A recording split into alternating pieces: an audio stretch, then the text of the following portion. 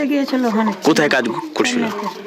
ওখান থেকে পেরমিট নিয়ে এনেছে ঠিকাদারের কাছ থেকে, দেবন্ন যাওয়া হায়দ্রাবাদ যাচ্ছিল। আমার সাথে 5টার আগে ফোন করেছিল, 4:45টার সময় কথা বলেছি যে ওখানে গেল আমি। আমি ফের বললাম কি টাকা পয়সা আছে? হ্যাঁ আছে টাকা। তো আমাকে এখানে পাঠাইলে তো আমাকে দেবো না কিছু, আমাকে কিছু দিতে, আমি খরচ করতাম ওখানে যাবো। তো কিছু ঠিক আছে, সকালে পৌঁছবো তখন ছাড়বো, টাকা পাঠাবো। ঠিক আছে এখন রাখছি, ট্রেনে উঠে ফোন লাগাবো। তারপরে আর কোনো খবর নাই? না, এরপরে আমি ফোন লাগাই, আমাকে বলেছে ফোন লাগাবো ট্রেনে উঠে।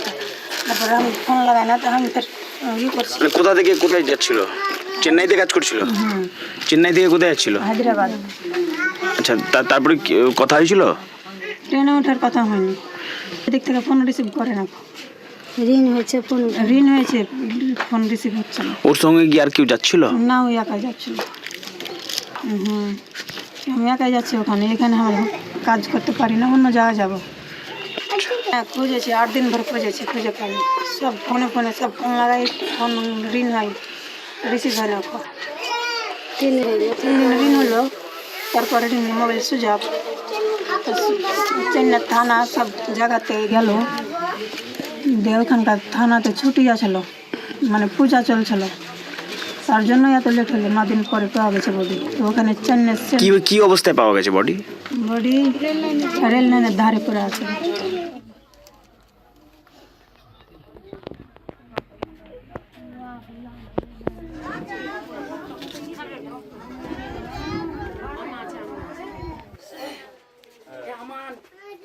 জানেনই এখন রাজ্যের কি পরিস্থিতি, দেশে কাজের অভাব, রাজ্যে কাজের অভাব। কাজের সন্ধানে, গরিব ছেলে যেহেতু কাজের সন্ধানে বাইরে কাজ করে খায়, সংসার চালায়। এবার বাইরে গিয়েছিল গত 1.5 মাস আগে, মানে চেন্নাইতে কাজ করার পর ওখান থেকে একটু ভালো কাজের আশায় ওখান থেকে হায়দ্রাবাদ যাচ্ছে। চেন্নাই থেকে এবার সেখানে যাওয়ার দিন প্রায় কথাও হয়েছে, ট্রেনে ওঠার সময় কথা হয়েছে। এবার ট্রেনে যাওয়ার সময় রাস্তাতে ট্রেনের মধ্যে ওর সাথে কি ঘটনা ঘটে আমরা সেটা সঠিক জানতে পারি না। এবার খোঁজাখুঁজি চলতে গত 7-8 দিন পরে তার মৃতদেহ রেল লাইনের ধার থেকে উদ্ধার হয়।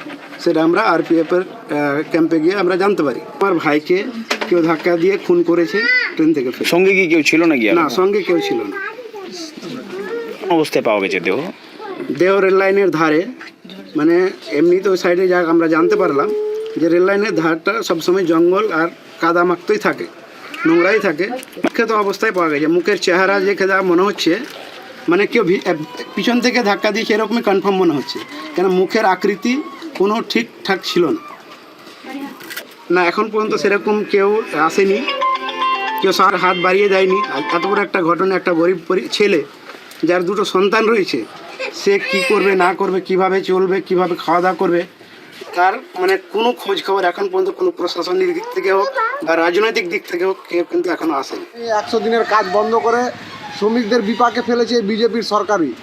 আমাদের যদি 100 দিনের কাজ চালু থাকতো তাহলে এই শ্রমিকরা বাংলা ছেড়ে ওই ভিন রাজ্যে যেত না। আর যারা আমি যে দেখতে পাচ্ছি বাংলার পরিযায়ী শ্রমিকরা যারা অন্যান্য রাজ্যে গিয়ে, বিজেপি শাসিত রাজ্যে গিয়ে যারা কাজের জন্য যাচ্ছে, তাদের নির্যাতন করছে বিজেপির সরকারই।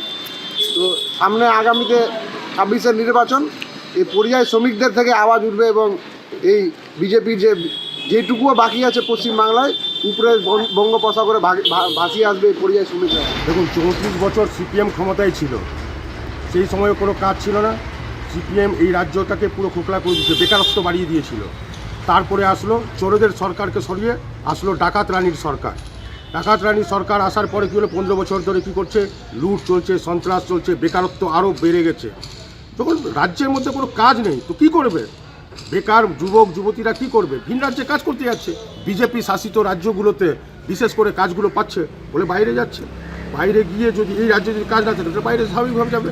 এখন খুন হয়েছে কি খুন হয়নি তো সেটা ওখানকার পুলিশ তদন্ত করে দেখবে। এখানকার যারা অভিভাবক আছেন পরিযায়ী শ্রমিকের, সেখানটায় গিয়ে কেস করতে হবে, মোকদ্দমা করতে হবে, তারপর দুধ জল হবে। কিন্তু এই রাজ্যে যতদিন তৃণমূল কংগ্রেস ক্ষমতায় থাকবে ততদিন বেকারত্বের পরিমাণ বেড়ে যাবে। হ্যাঁ, পুঁজিপতি কারা হবে?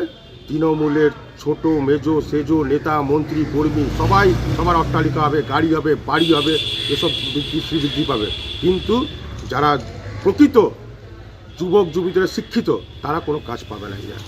আমাদের ভিডিও ভালো লাগলে লাইক এবং শেয়ার করুন। কমেন্ট সেকশনে গিয়ে জানান আপনাদের মতামত।